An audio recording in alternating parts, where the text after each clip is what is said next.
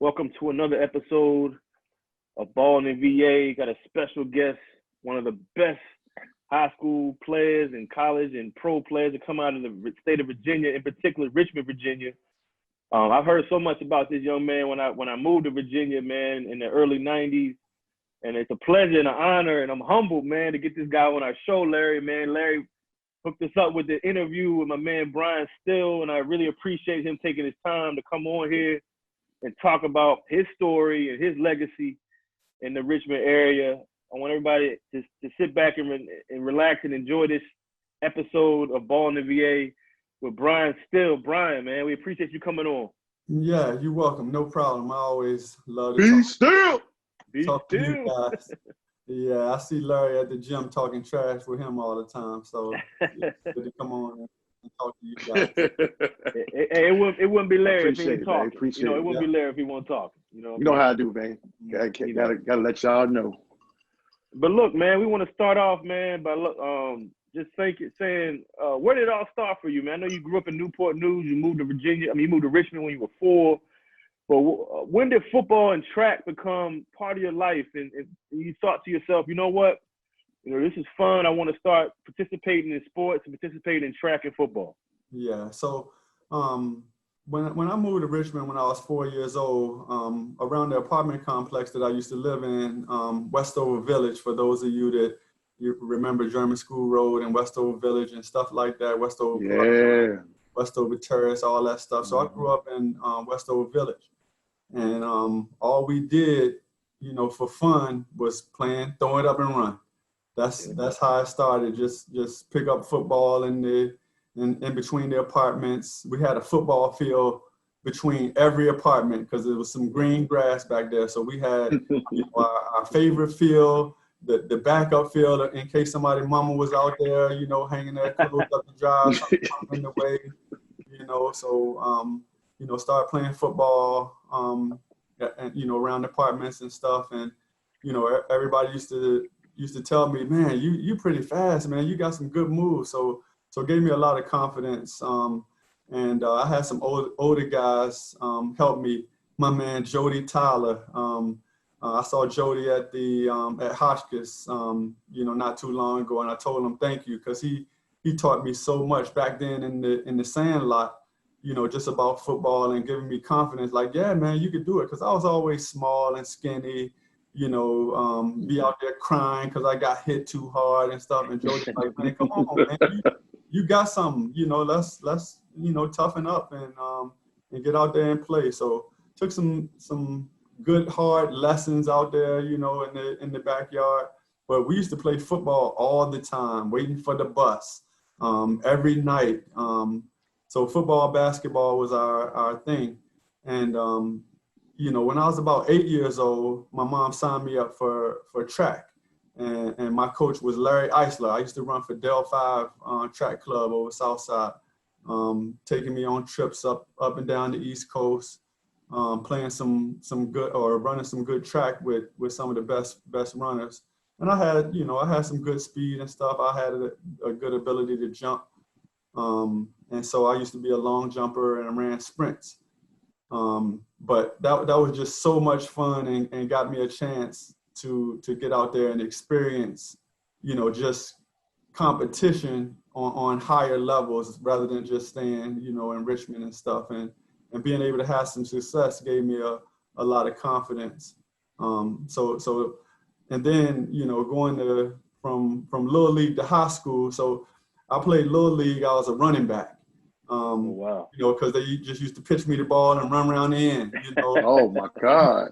Nobody could catch me. So we had some good seasons at Westover. I played for the Westover Warriors back in the day, and we used to have some battles, against Wickham Court and Hotchkiss and those boys. We used to play good games against Reed and stuff.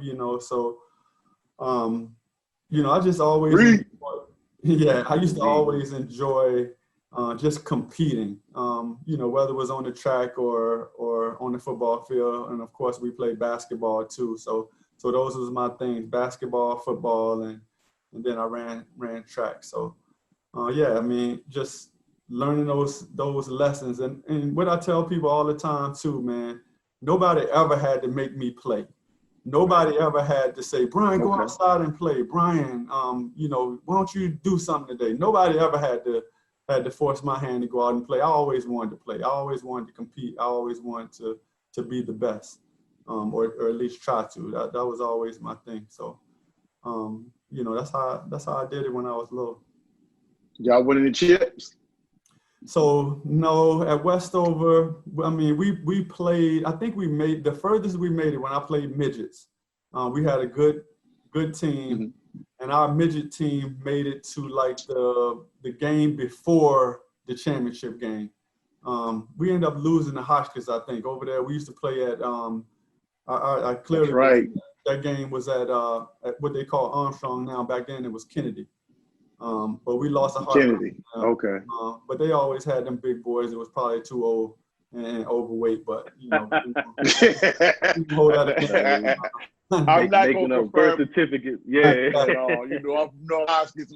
I played at Hotchkiss, so we're not going to confirm and deny that. But anyhow, go ahead, Whoopi.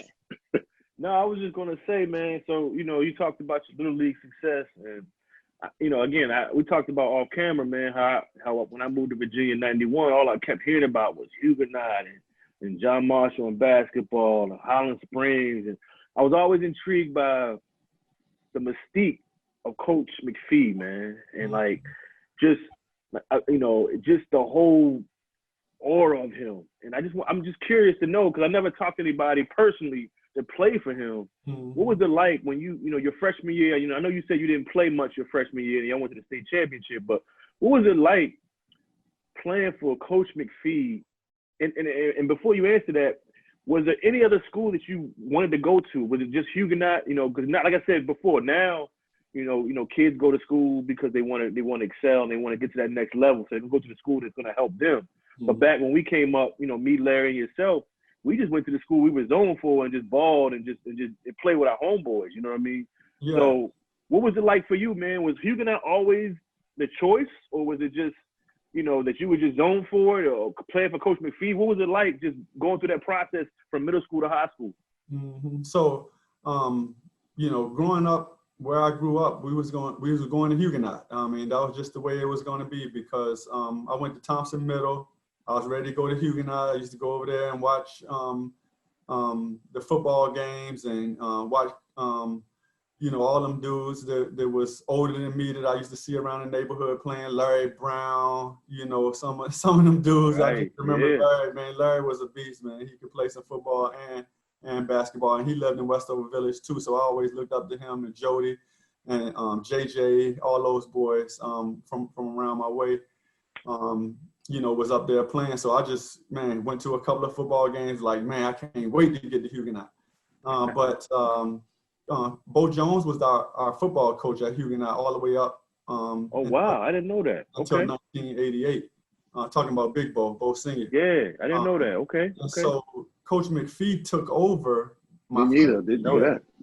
Yeah. Coach McPhee took over my freshman year in 1988, and that was his first year.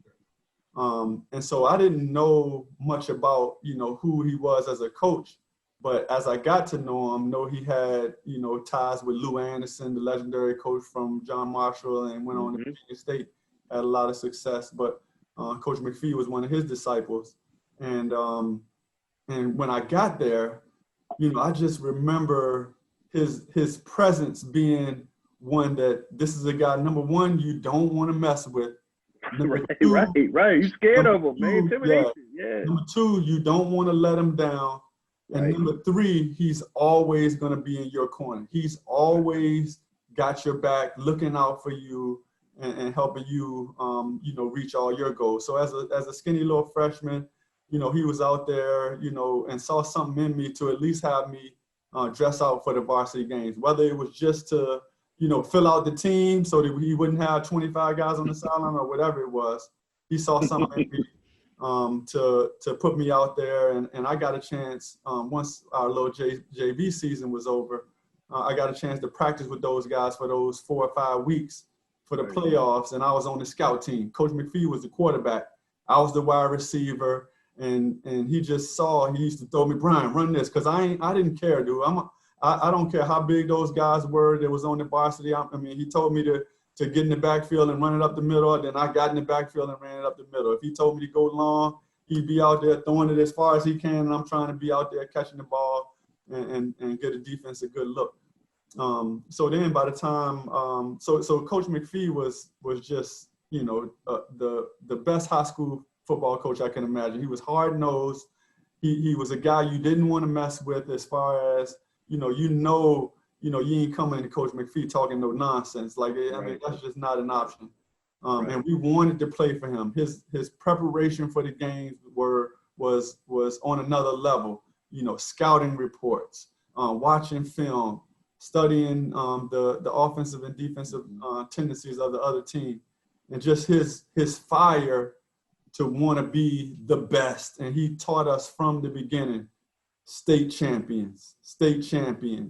No thought of anything less. So that's what I learned from him. And then, you know, so going along my sophomore year, he took me off the JV. I was so mad, man, because I'm down on the JV. You know, I'm the man. You know, I'm shooting the ball. I'm playing on offense and defense. But he was like, man, you need to come on up. And so for the last, I think it was like 5 or 6 games, he had me on the varsity. I got in, caught a couple of passes that season. And that was good, too, because he actually put in a couple of special plays, you know, just for me, actually one special play for me to get the ball. And I knew when I was going in the game, I was running that play and I was going to get the ball. You know, Chanel Jones used to throw me the ball. My boy Nelly, I love me some Nelly. Quarterback. Yeah. Chanel Jones, I heard that name before, too. Yeah, yes, sir. Jody had graduated. Chanel was up next, and he did a terrific job, too. Terrific quarterback out there. I think he's out in New Mexico somewhere out west doing his thing as a high school coach, but a terrific guy. Also from Westover Village, like all of us were, you know.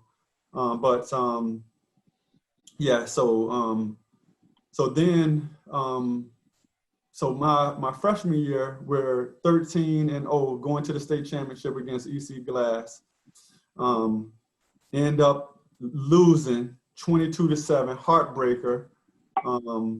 You know, so I'm thinking like, yeah, we'll be back next year. Next year comes, we go undefeated in the regular season, but we had an ineligible player. Somebody had failed too many classes. You know, they go and run the numbers, and we had to forfeit 3 games, but we still made the playoffs. So they made us forfeit the first 3. We had won all our games, but we go to the playoffs 7-3. Who did we play in the playoffs that year? I want to say, who did we lose to? I don't know, but we lost that first. We lost to Henrico. Yep. We lost to Henrico the first round of the playoffs that year. So we were 10-0 on the field, end up losing the first round of the playoffs. So we finished 10-1 on the field, 7-4 is what the record book will say. And then my junior year, we got Nelly. We go 8-2 in the regular season. We win our first playoff game. We avenged that loss to Henrico. We beat them. They was the number 1 seed. They had Noonan, you know, my boy James Rowe. They had Brent Williams. Quarterback. I want to say I don't think they had Herbert Anderson that year, but he was a good running back. I think they had him the year before, but Henrico was good.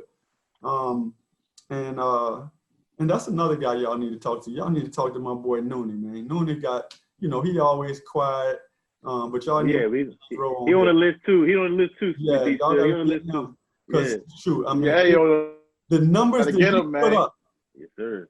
The numbers that he put up in high school, college. I mean, shoot, he almost broke Jerry Rice. He still got records at Norfolk State. Exactly. You know what I mean? So it's a beast, a class guy too, But yeah, so we end up beating them. in the first round. Ended up losing to my boy Casey Hinton. Lost to him in Verona. In the regional championship my junior year. Him and they had another running back, Ryan Avison.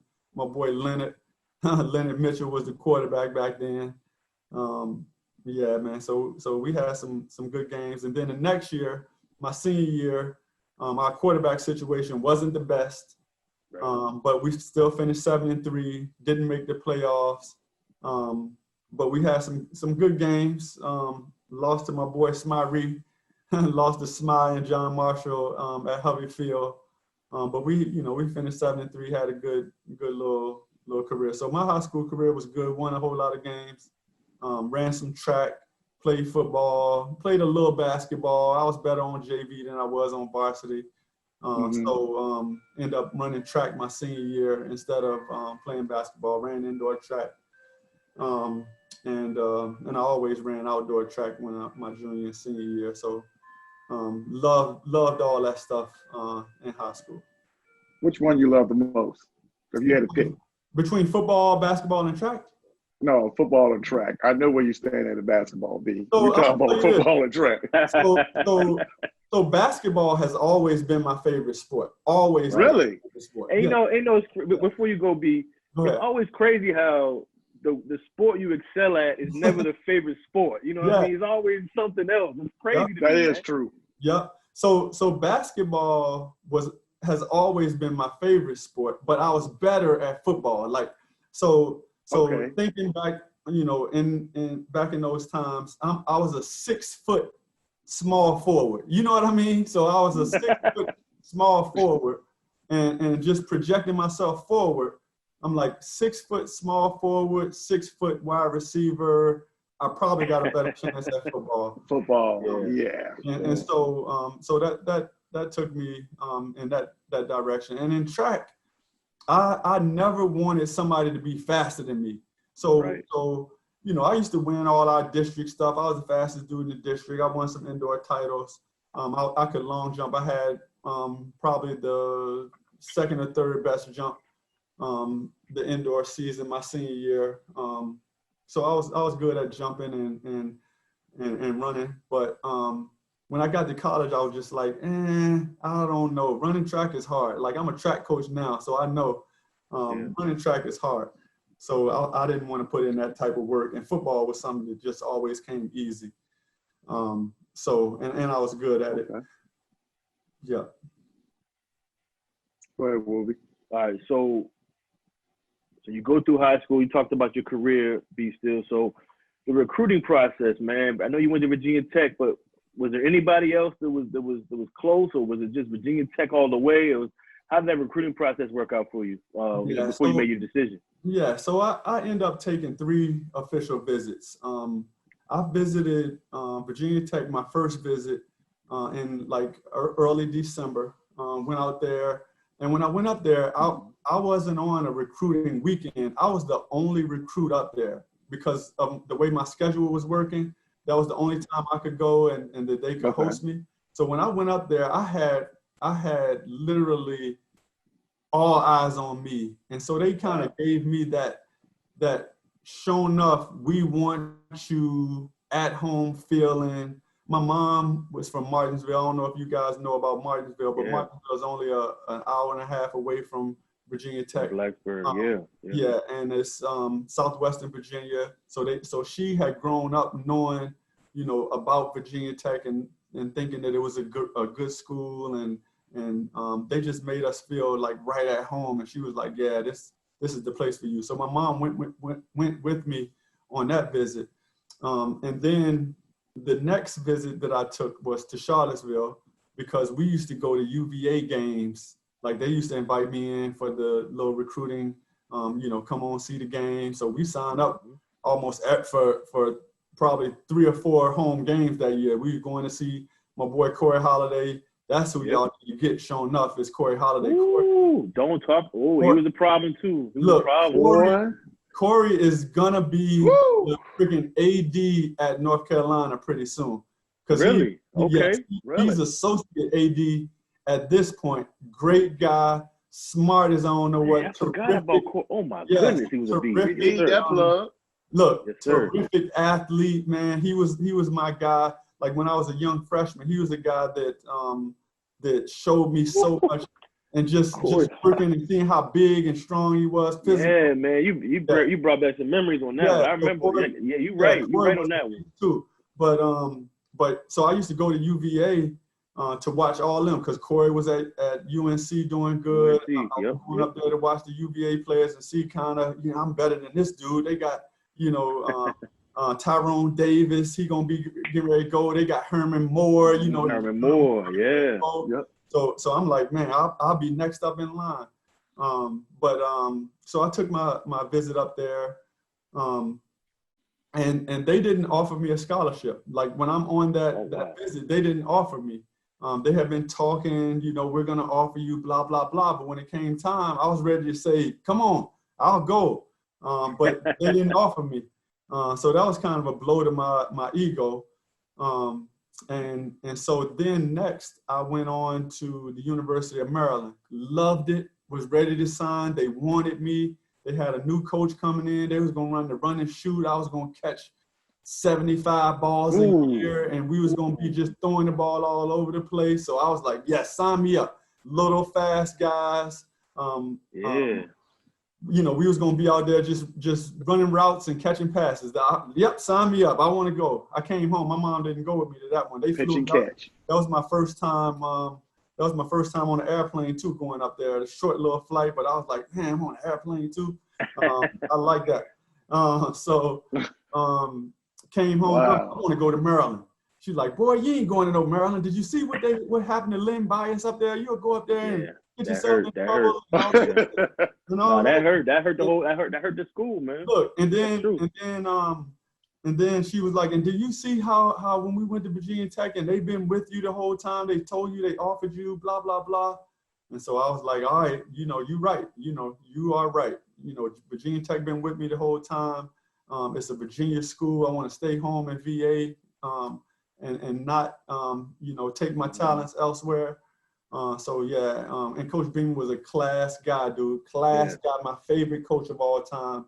I heard he was a good guy, man. Yeah, Coach McPhee did so much for me, and I can't, say nothing bad about him, because he did so much for me, putting my name out there, getting me noticed, and getting me noticed and all that stuff. But Coach Beamer, man, just my favorite coach of all time, man. Just the nicest dude, and I love him so much. Love Coach McPhee too. But Coach Beamer just looked out for me in so many ways, and helped me shine on the big national stage. Yes, so that's how I ended up at Virginia Tech, and I was happy. Even though my first year I used to call home crying all the time, talking about, Mama, you can't believe you made me go up here. It's always gloomy, But it started getting better. The longer I stayed, the more I liked it, and the better it was for me. Well, that's good. Going to the what was y'all records from your freshman year to your senior year? What was y'all pretty decent? Because I can't remember what it was back then. It was a UVA one. Yeah, UVA was better than us when I first got there. So in '92 we were 2-8-1. So Beans was getting ready to be on his way out. He was on his way out. He ended up having to revamp his whole staff. So they let Coach Beamer keep his job, but he had to let a lot of his assistants go, bring in some new guys. And when he brought in some new guys, we started getting some good recruits also. We picked up Cornell Brown, Ken Oxendine, who were highly sought after Virginia. They were good. Oxendine was Thomas Dale. Yeah, I remember him. Yeah. And so my second year, we end up going 8-3 in the regular season, 9-3 because we won the Independence Bowl, and that started that streak of 27 straight bowl games that just ended this last year. We won the Independence Bowl in '93 and went to 27 straight from there. My junior year, we went to the Gator Bowl. lost to Peyton Manning-led Tennessee, and not so good of a game. But then the next year, we had our chance. We lost our first 2 games and then won 10 in a row, culminating in the Sugar Bowl berth against Texas, which still to this day is the biggest win in Virginia Tech history. Not the biggest game, the biggest win, because if you ask a lot of people, they'll be like, yep, that's the one that kind of put Virginia Tech on the map, that was the precursor to the Michael Vick era, which he took us to a whole another level. People still talk to me today about that 95 season and especially that Sugar Bowl. Now, I was going to ask you about that, man. You were MVP you was in that trending Sugar a couple Bowl. of weeks ago, man. You were MVP. You were MVP in that Sugar Bowl, man. So look, it's funny. December 31st, New Year's Eve, that's when we played the game. And Larry had texted me. He was like, you trending? I'm like, for what? I hadn't even really thought about it. And then I look and I'm like, okay, I got you. Some old football stuff. Yeah, because New Year's Eve was the day of that game. And, just on the big stage when everybody was watching, I had my best game. I had the best game of my high school career, college career, and pro career combined, was all on that one night. We were fortunate enough to win, and I was the MVP of the game, and people just tell me how much fun they had watching that game, how it turned so many people's night around, as far as just first it didn't look so good, but then we started playing and winning. And then for us to have that win on that big stage to shut up some of the naysayers and doubters, because nobody ever really believed that we could win the game. So it was fun. It was terrific. It was something that you just dream of, like, standing in the Superdome in front of 70,000+. The biggest stadium that I had ever been in, the dome, the loudness, catching the punt is up in the doggone rafters, it seems like. And then, just to the house, man. To the house. It was fun, man. The highlight of my life, outside of, my family and stuff. I mean, you had 74 catches, almost 1,500 yards, 11 touchdowns, MVP of the Sugar Bowl, the punt return you just talked about.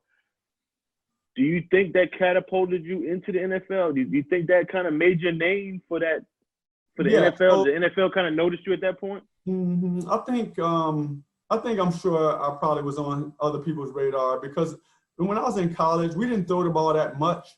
But when we did, I always, not always, but 99% of the time I catch the ball, like when it was thrown to me. I want to say I probably had dropped 2 or 3 passes my whole college career.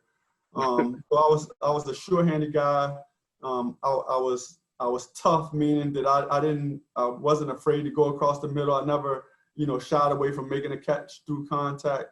I had speed, and I used to make tough catches. So long balls, diving for balls, high balls. I used to do, fundamentally good stuff, and then make a few highlight reel type plays. And so I felt like I was a good college player and I would have a shot. And then I knew that, number one, I was fast, I could jump, and if anybody saw me athletically, they would always, be impressed. So I knew I would be able to do well at the combine. And so when I did get invited to the combine, I ran the fastest 40 that year. Me and Leland McElroy, he was a running back, were tied for the fastest times at the combine in 1996. You gotta tell about what that time was. It was like 4.2 something, 4.3 something. Shoot, I wish it was 4.2. I ran 4.3 something. That's all right. That's good. Back then it was fast though. Yeah, fast 4.3 good back then. Still fast to me. So yeah, I mean, I had a good vertical, a good long jump. I could run that short shuttle, all the drills and stuff that you see. I caught every ball that they threw me at the combine.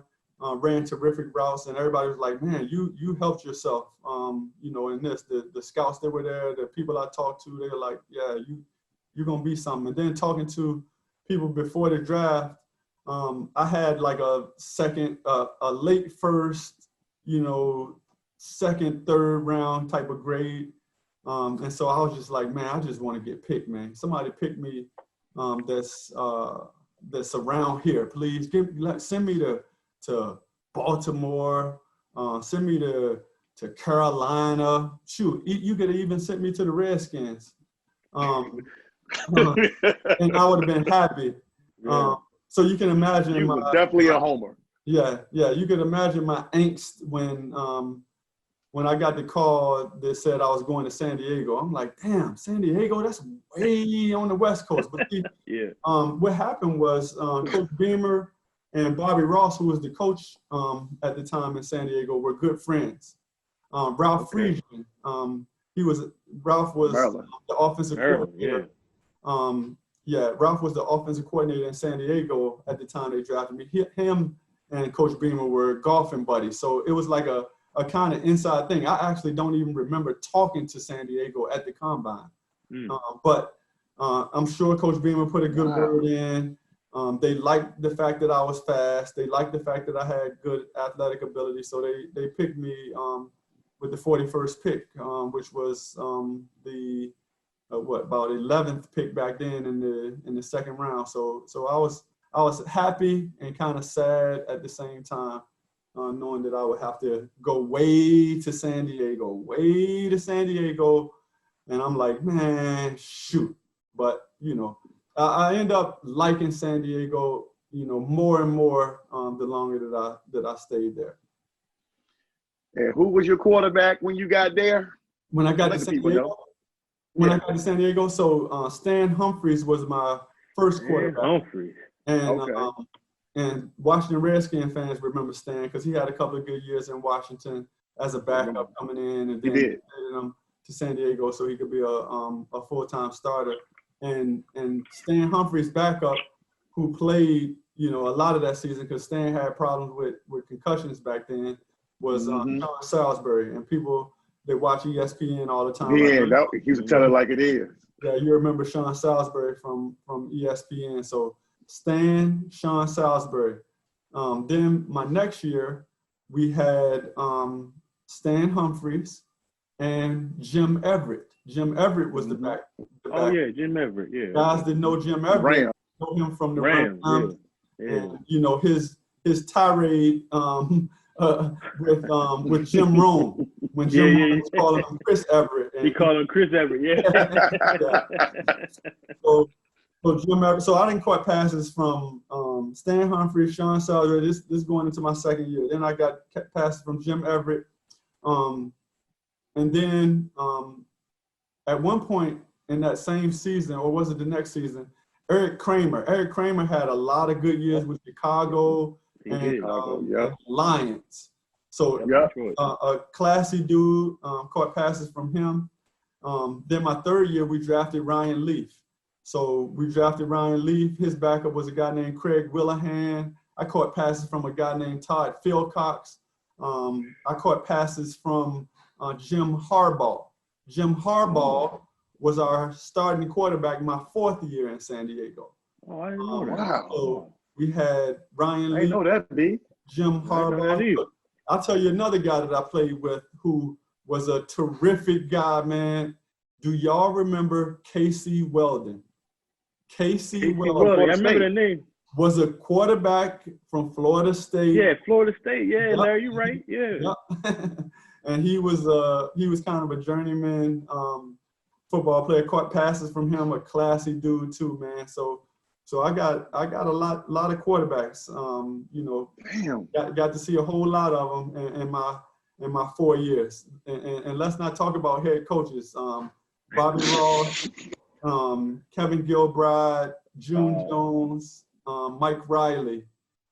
So needless to say, we were an organization in flux back when I played. And I tell my son all the time, like, people might say, oh, well, you would have been better if you didn't have Ryan Leaf as a quarterback.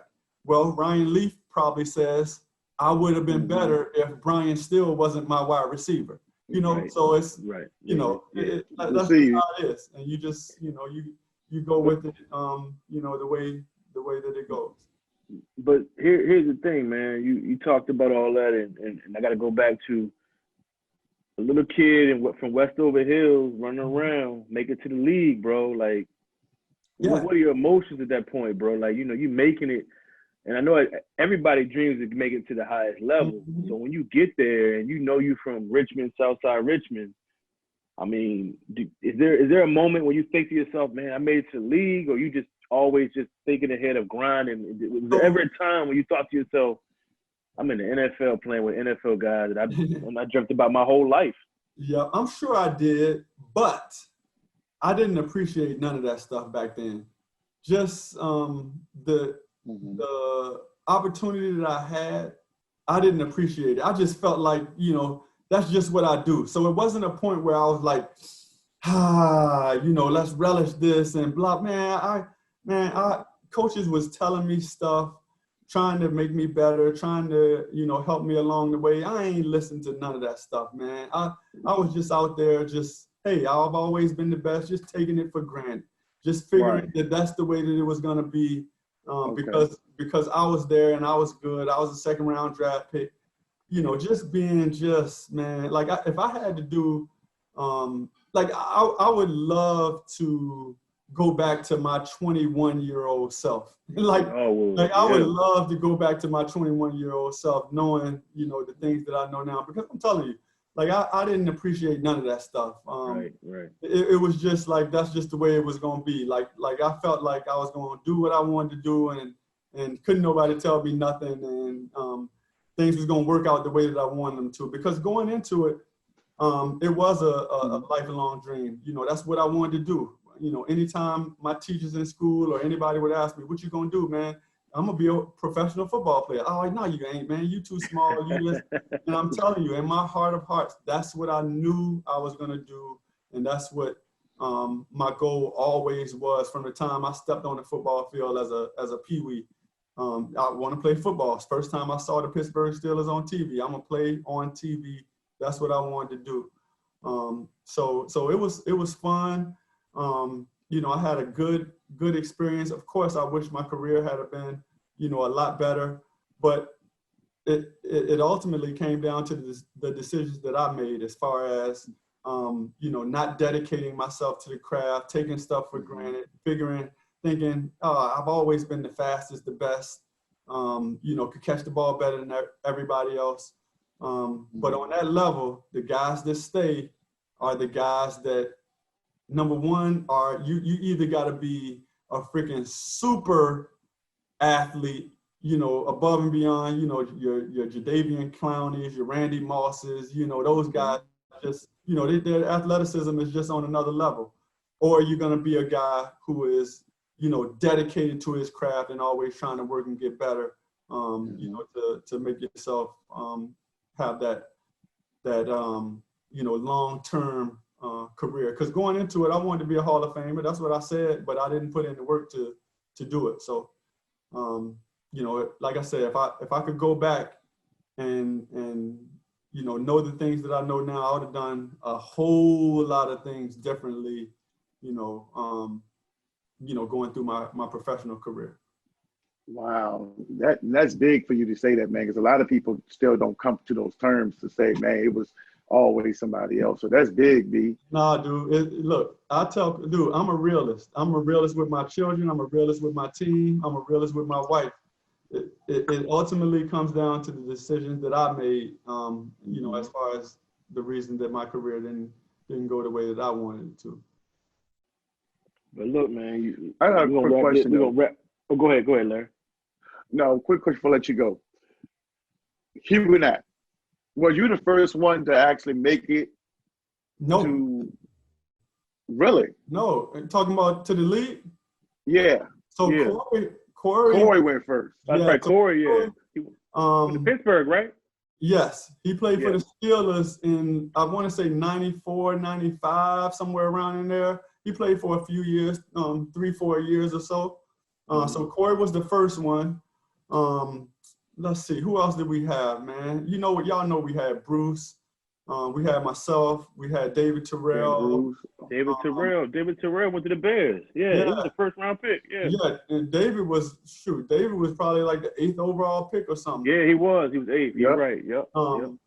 Yeah, so we had some. I think Corey was first. We had some others too. I can't remember exactly right now, but I mean, we got a good little string of some good pros coming straight out of Huguenot on Forest Hill Avenue, man. So that's right, man. Yeah, Huguenot got to get Huguenot there, dude. Yeah. You have to. Well, we're gonna wrap it up, B. I know you got to roll, but what you doing now? You know, you're coaching now. You're coaching track in Chesterfield County, Virginia. So talk about what you're doing now after your playing career, and when you wrap up your playing career, did you have in mind that coaching was going to be part of your future? Yeah. So I got a degree in communication studies. So my original plan was to be a broadcaster. I wanted to be on ESPN. I wanted to, you know, be maybe a local sportscaster, something like that.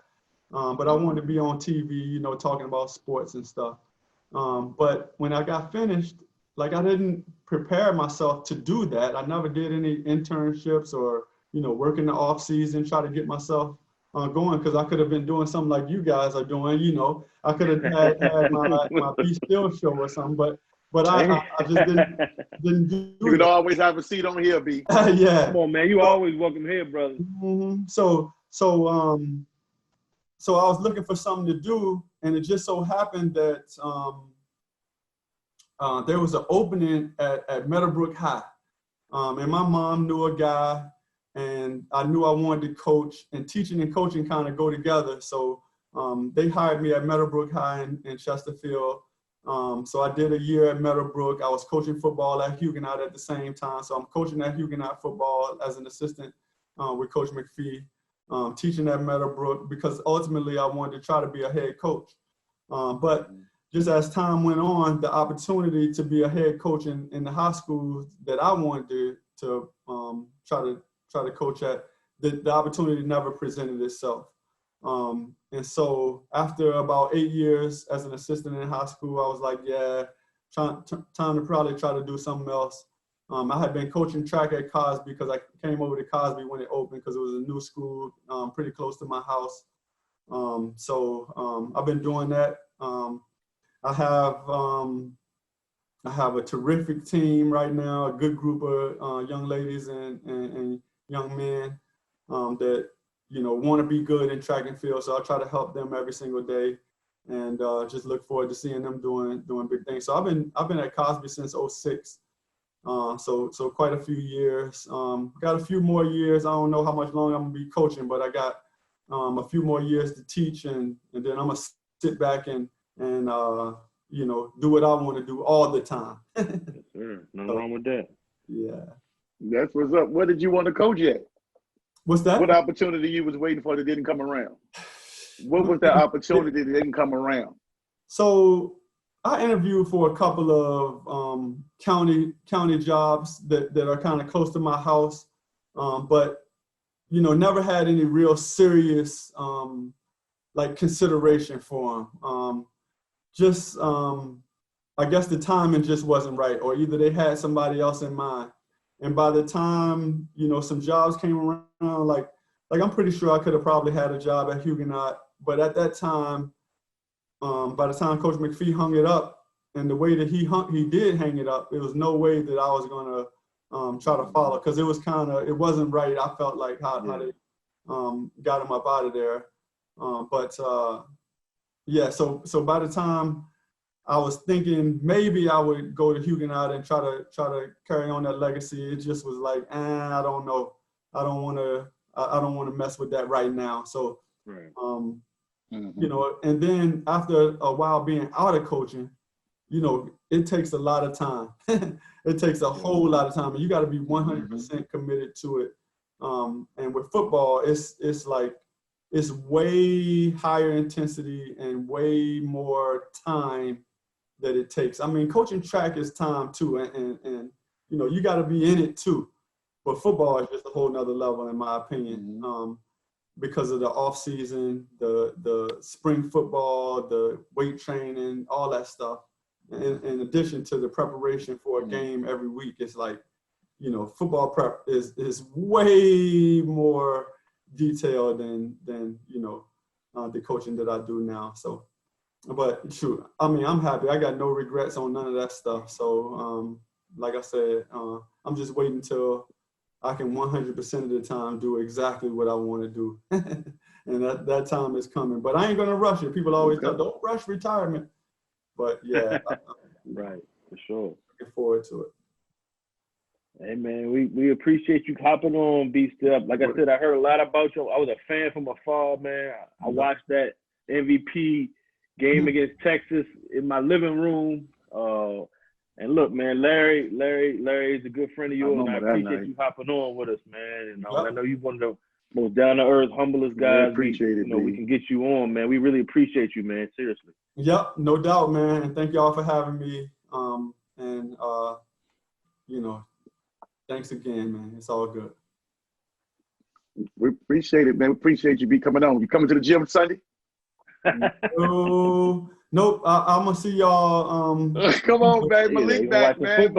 Football Sunday, man. Look, the word is that I am retired from basketball. I tell people that all the time. I'm retired from basketball. I just show up and play every now and then. I don't play no more. Look, hey, B, the question is, can Larry ball? Larry talks about it. I've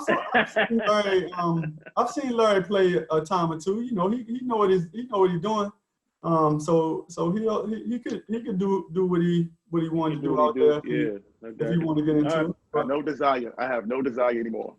Exactly. I have no desire. I let Malik play. Malik play his wife and talk about him. Yeah. Yeah, I have no desire anymore. But look, man, Bryan, we appreciate you hopping on, man. And again, man, you're a legend from the Richmond area. I'm glad we got an 804 representing on this podcast, man. And much love to you, man. And we're gonna catch you down the line, man. We really appreciate you, though, man. Yep, no problem. And you always got a seat on this show, B. Thank y'all.